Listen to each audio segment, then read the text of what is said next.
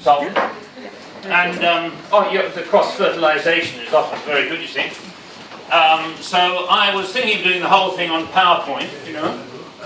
Thought I was going to have my computer down for a PowerPoint presentation, but I thought, no, I'd use that other management consultancy technique, the flip chart, you see. Yay! Flip chart, see, you know, this is pretty cunning. And so I hadn't planned on whether it would go down and hit the machine, but I have to see that.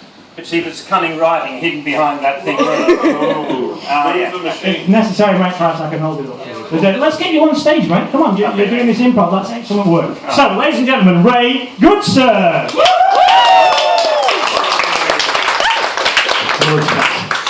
Hi guys. Hi.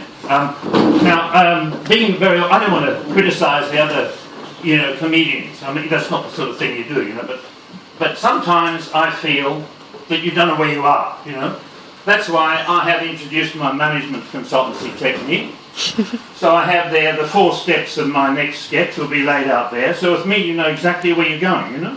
You see, if you're really bored, you say, I've got there's 3 more steps to be bored on, you see. That sort of thing. So my themes for tonight are sex. These are the themes, see? Coming, huh? Sex, bears, and death, you see. Now about sex, I am an Australian, as you can probably hear, and we know a lot about sex. Mainly because we combine the Eastern tantric traditions with what the early convict settlers learned from the kangaroos, you see. Which is quite an amazing mixture. And I'd like to talk to you a bit about the technique called foreplay. Foreplay, see, that's probably a new term to a lot of you in the audience. Let me explain it. You have the traditional meeting the woman type thing, you know, meet woman in bar. It's a bit from a male perspective, I mean. Meet woman in bar, get woman drunk, take woman home, get clothes off, position woman on bed, so they might do it themselves, you know that. Then jump on woman, you see. Now, foreplay is... Sorry, can you say those again?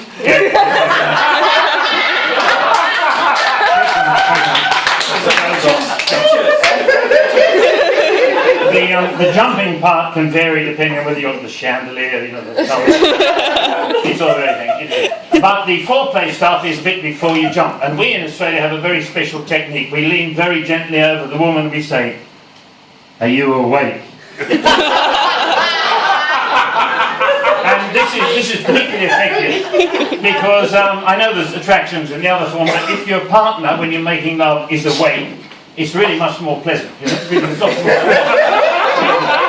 Although there is the New Zealand technique, which I don't want to knock New Zealanders, but the New Zealand technique is, were you awake, you know? This,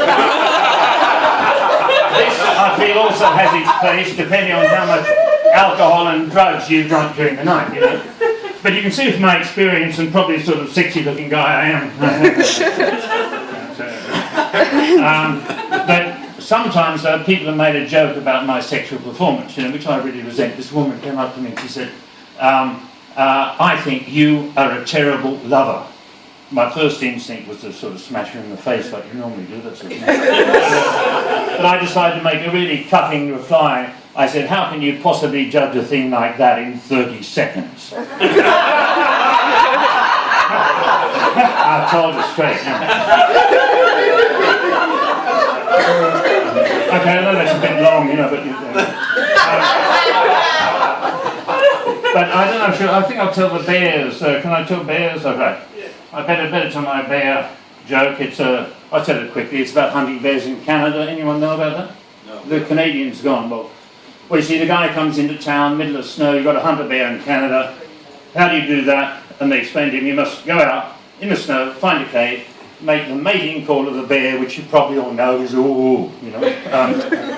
Could we try that a bit as a group? Ooh, ooh. A bit louder. Ooh, really. You know. One more time.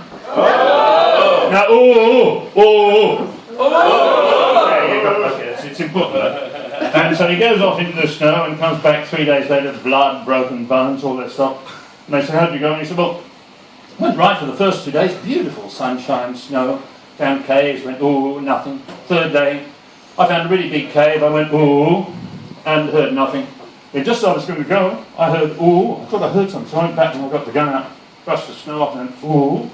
And sure enough, I heard, ooh, coming back. I thought, this is it, man, God. So I went, ooh, and I heard, ooh, I went, ooh, I heard, ooh. And then the train came out of the tunnel. Now, could you hold the microphone? I need for death, I need to do a bit of preparation. Oh, sorry, could I perhaps I have your attention, because I like people to know where I am in the thing. But this is, no,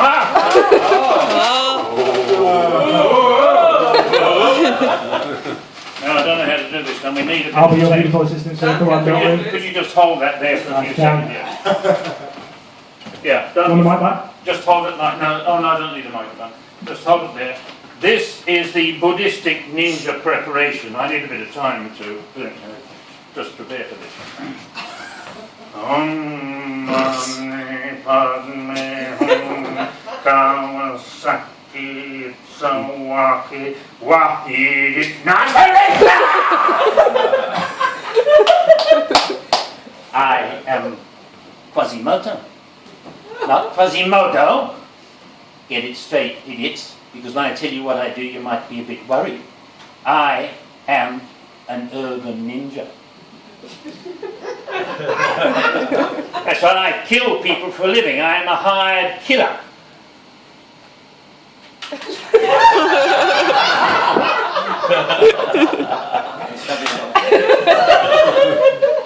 It's not an easy profession.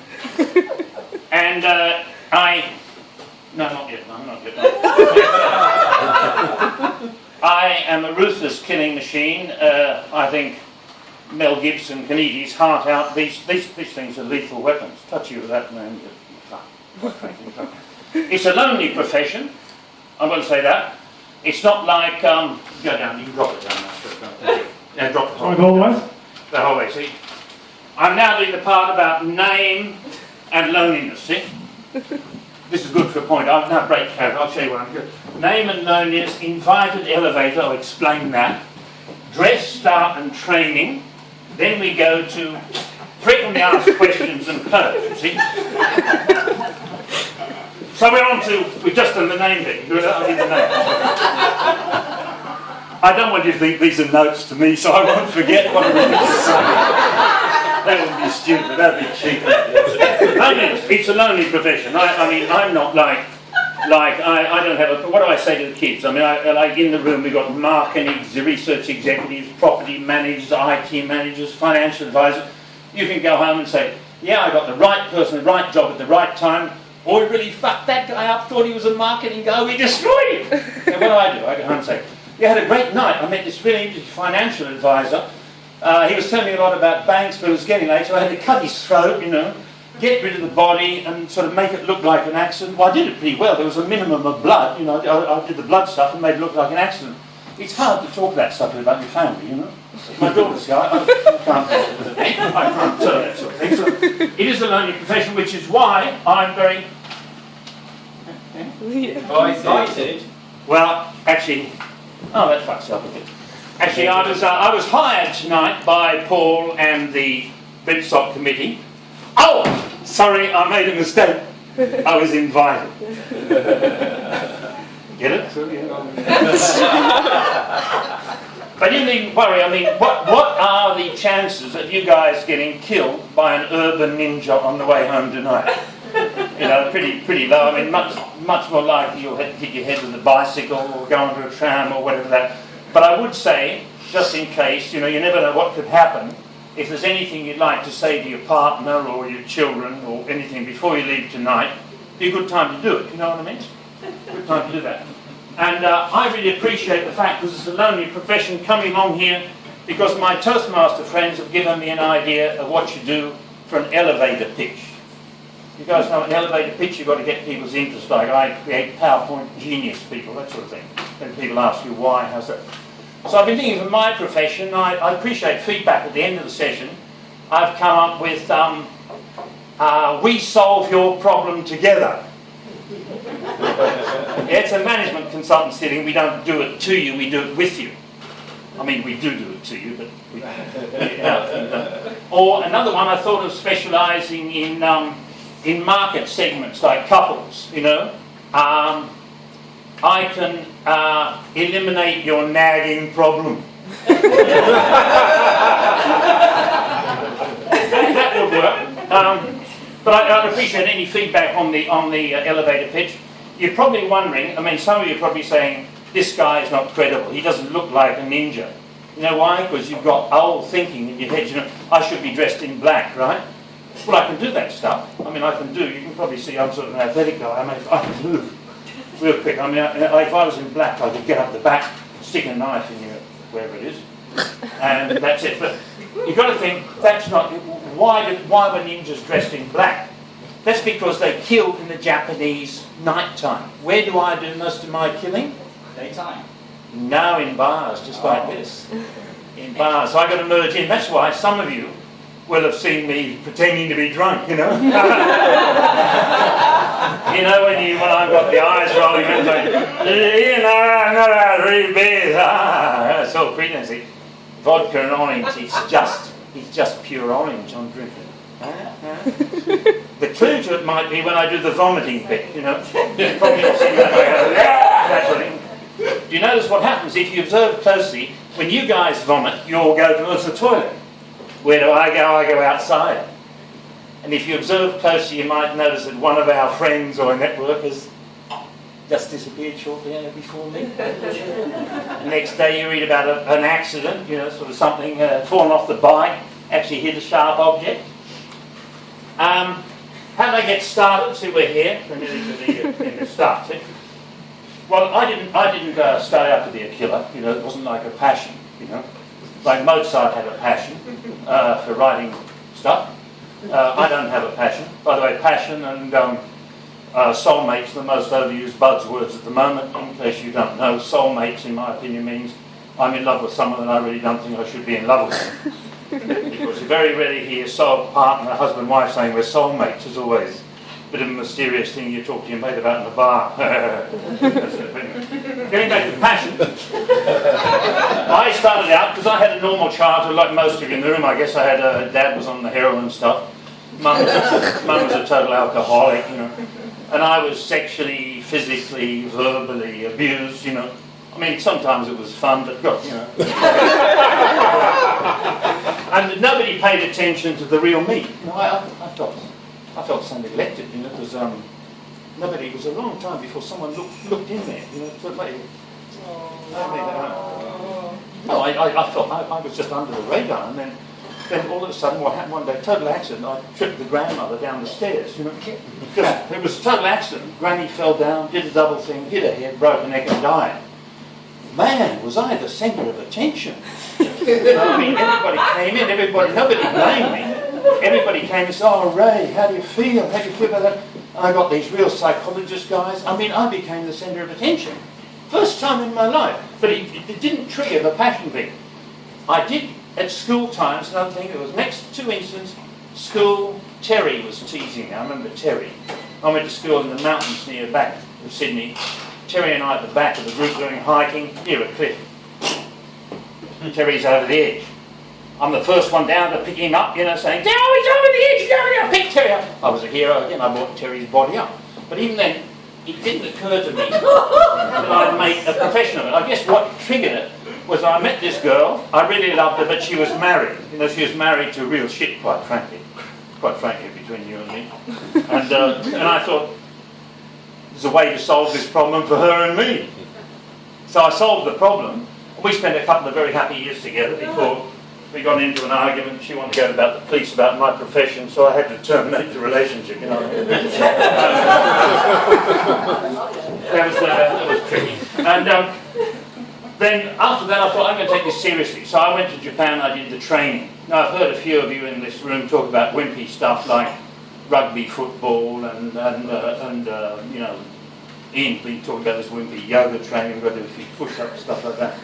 We had to hang there by 3 hours for one finger, above a small pipe, above a cauldron of boiling water for 3 hours. I mean, that separates the men from the boys, I'll tell you that. Also, if you get through that course, you're a ninja. I also had to do the bisexual bit, you know, because I'm we got to seduce men and women, get them outside, and you know. So I'm quite specialised in that. Frequently asked questions. We get frequently asked questions on, do I like my job? Well, it's a living.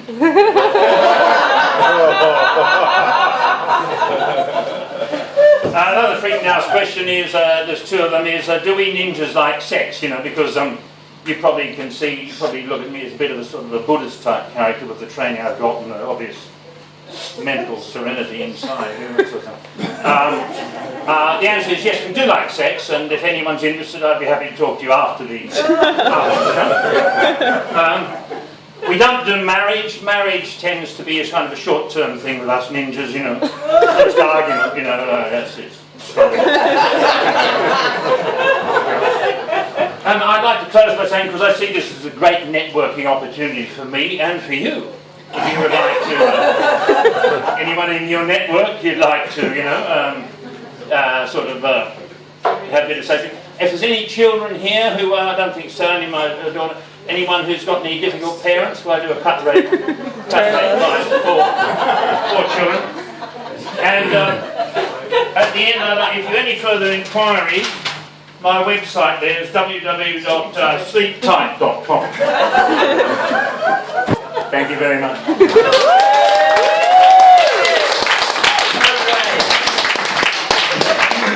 Mr. Ray Goodson, everybody. If you're anonymous. One more round of comedy, some from that.